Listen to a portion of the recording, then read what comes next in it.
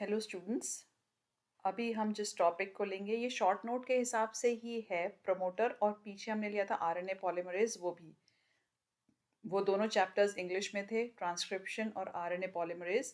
लेकिन अभी मेरे स्टूडेंट्स ने मुझे रिक्वेस्ट किया है कि मैं हिंदी में इसको समझाऊं, तो अब मैं आपको इस स्लाइड्स ऑनवर्ड्स, इस पीपीटी ऑनवर्ड्स मैं हिंदी में समझाऊंगी, क्योंकि स्टूडेंट्स को समझ आना ज़्यादा इम्पॉर्टेंट है।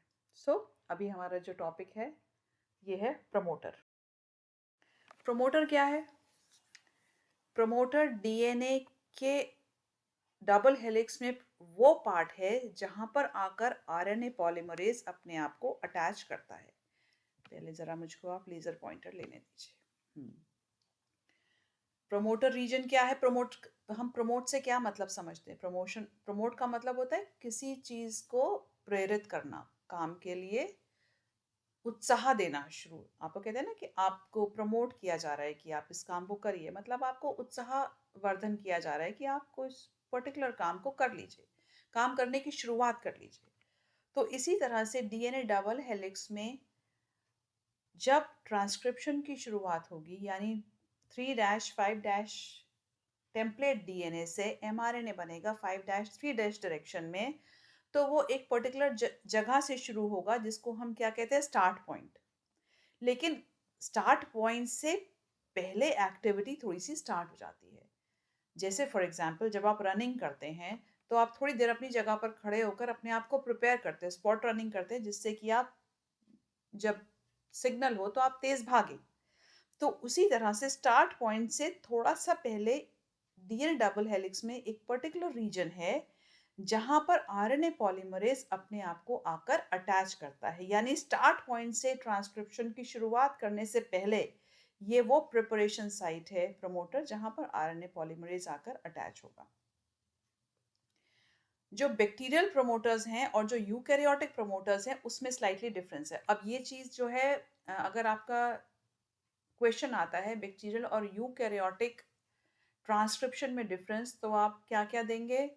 आप उसमें अभी पीछे जो आपने आरएनए पॉलीमरेज पढ़ा था उसका डिफरेंस देंगे, फिर आप प्रमोटर का डिफरेंस देंगे, फिर आप ट्रांसक्रिप्शन फैक्टर्स का जो हमारा अगला चैप्टर होगा उसका डिफरेंस देंगे। तो ये कलेक्टिवली आप सारा इकट्ठा कर लेंगे किसमें? Difference between eukaryotic and prokaryotic transcription. ये भी काफ़ी क्वेश्चन शॉर्ट नोट के हिसाब से इम्पोर्टेंट है। तो जब अब इस डायग्राम को हम देख रहे हैं, ये क्या है? Bacterial promoter region. अब जैसे आपको बताया था कि स्टार्ट पॉइंट से जस्ट प्रिसीडिंग, उस प्रोसीडिंग मतलब आगे, प्रिसीडिंग मतलब पीछे, स्टार्ट पॉइंट से जस्ट पीछे प्रमोटर रीजन प्रेजेंट है। अब क्योंकि ये किस फॉर्म में अरेंज है? सब न्यूक्लियोटाइड के बेसिस के फॉर्म में अरेंज हैं। तो जो स्टार्ट पॉइंट है, इस पर जो न्यूक्लियोटाइड है उसको हम क्या नंबर देंगे? +1। फॉर एग्जाम्पल यहाँ पर ये टेम्पलेट स्ट्रैंड है और यहाँ पर थायमीन प्रेजेंट है।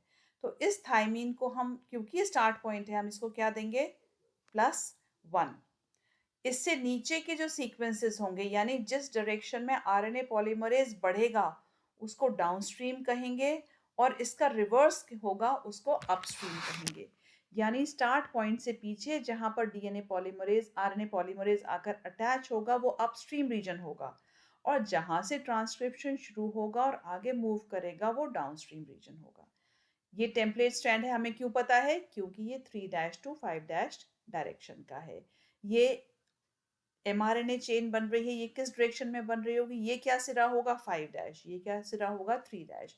क्योंकि हमेशा चाहे डीएनए डीएनए हो, चाहे डीएनए आरएनए हो, चाहे आरएनए आरएनए हो, हमेशा एंटी पैरेलल बेस पेयरिंग होगी। इसको आप ध्यान रखिएगा, ठीक है? तो अब इस टेम्पलेट स्ट्रैंड में हम बात कर रहे हैं प्रमोटर रीजन, प्रोकैरियोट्स में। तो इस स्टार्ट पॉइंट से 10 न्यूक्लियोटाइड पीछे एक सीक्वेंस प्रेजेंट होती है। वो कौन सी सीक्वेंस होती है? TAT-AA-T। TAT-AA-T। कितने सीक्वेंस पीछे है? 10। तो हम इसको क्या कहेंगे?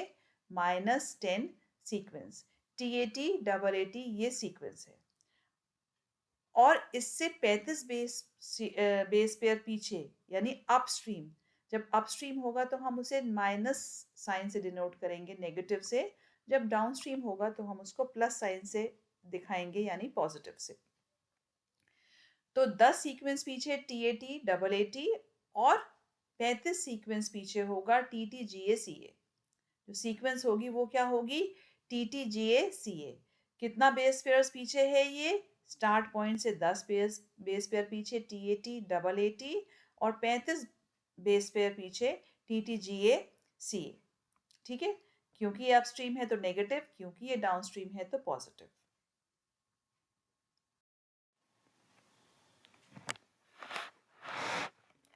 टीटीजीएसीए को हम क्या कहेंगे? Consensus sequence. क्या बोलेंगे हम टीटीजीएसीए को? Consensus sequence. कितना बेस पेयर पीछे है? 35 बेस पेयर पीछे। तो अभी जो आपने पीछे डायग्राम में देखा उसकी ही ये रिटन वर्जन है कि ट्रांसक्रिप्शन किस जगह से शुरू होगा? +1 से।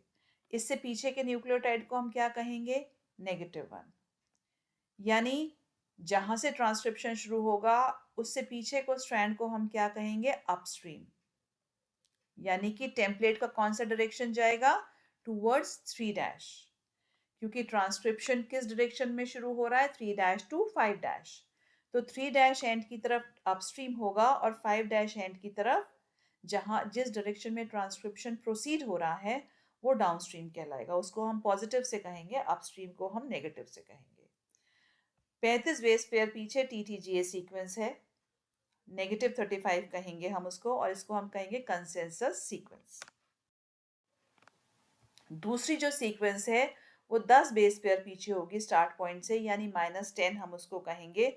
और इसकी सीक्वेंस क्या है? TAT double eighty. ये हम पीछे फिगर में देख चुके हैं। इसको हम कहेंगे प्रिन्बो बॉक्स। इसको टाटा बॉक्स से मत कंफ्यूज करिएगा क्योंकि टाटा बॉक्स ट्रांसलेशन में आएगा जब हम ट्रांसलेशन पढ़ेंगे। इसको हम क्या कहेंगे? प्रिन्बो बॉक्स। 10 बेस पेयर पीछे है टीएटी डबल एटी प्रिन्बो बॉक्स और 35 बेस पेयर पीछे है टीटीजीए सीए यानी कि कंसेंसस सीक्वेंस। अब एक बात आपको खास ध्यान रखनी है कि ये सीक्वेंस जो हम पढ़ रहे हैं ये टेम्पलेट स्ट्रैंड की सीक्वेंस नहीं है। ये किसकी सीक्वेंस है? कोडिंग स्ट्रैंड की सीक्वेंस है, टेम्पलेट स्ट्रैंड की नहीं है। आप पीछे आप स्लाइड में जाकर वापस देखेंगे तो ये सीक्वेंस टेम्पलेट की नहीं है, कोडिंग की है। क्योंकि हमेशा हम जब बात कर रहे हैं तो हम कोड्स की बात कर रहे हैं, चाहे वो जेनेटिक कोड हो तब भी हम कोड्स की बात करेंगे, चाहे वो कंसेंसस सीक्वेंस हो, चाहे वो प्रिन्बो बॉक्स हो, तब भी हम कोड्स की बात करेंगे। तो हम वो सेगमेंट लेंगे जो किस में है? कोडिंग स्ट्रैंड में है, ना कि वो जो कि टेम्पलेट स्ट्रैंड में प्रेजेंट है। इस -10 -35 बेस पेयर सीक्वेंस का क्या यूटिलिटी है कि ये एग्जैक्ट इनिशिएशन साइट को पहचानता है, यानी स्टार्ट पॉइंट को एग्जैक्टली पहचान जाता है।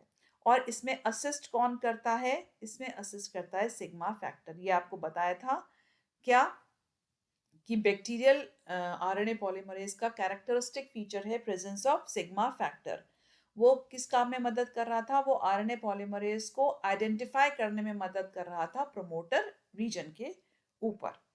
ठीक है, जो कि holo enzyme plus RNA polymerase plus alpha beta and omega plus sigma factor is known as holo enzyme.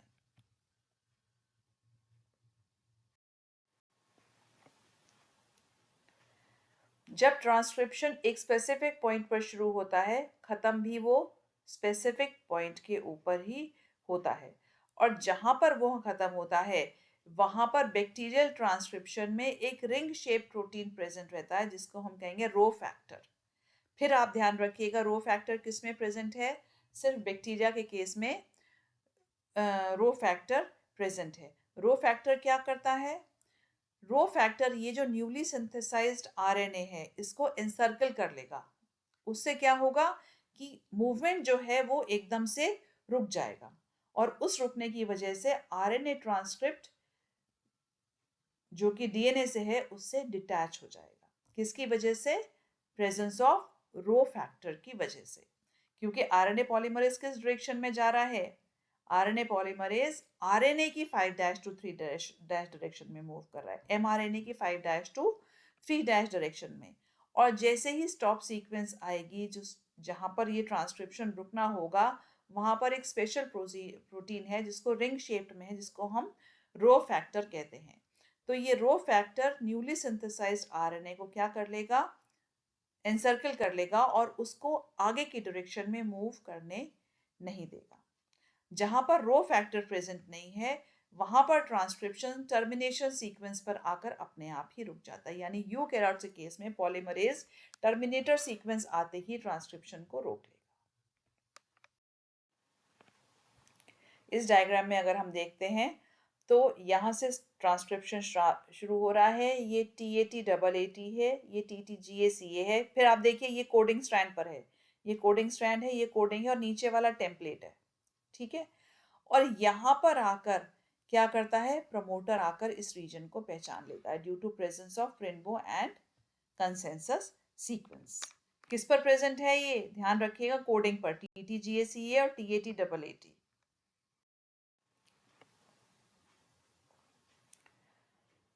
तो ट्रांसक्रिप्शन यूनिट है वो कहाँ से एक्सटेंड करेगी, from the promoter to the terminator. जहां से प्रमोटर रीजन है और जहां पर खत्म होगा ट्रांसक्रिप्शन वो पूरी क्या कहलाएगी, ट्रांसक्रिप्शन यूनिट। और इस ट्रांसक्रिप्शन से जो mRNA बनेगा उसको हम क्या कहेंगे, प्राइमरी ट्रांसक्रिप्ट। प्राइमरी कह रहे हैं क्यों, क्योंकि अब इसमें बहुत सारे चेंजेस आएंगे जो हम अगले चैप्टर में पढ़ेंगे, जो कि हमारा RNA प्रोसेसिंग का है। इनिशिएशन जब होगा जब आरएनए पॉलीमरेज प्रमोटर पर आकर जुड़ जाएगा, ठीक है।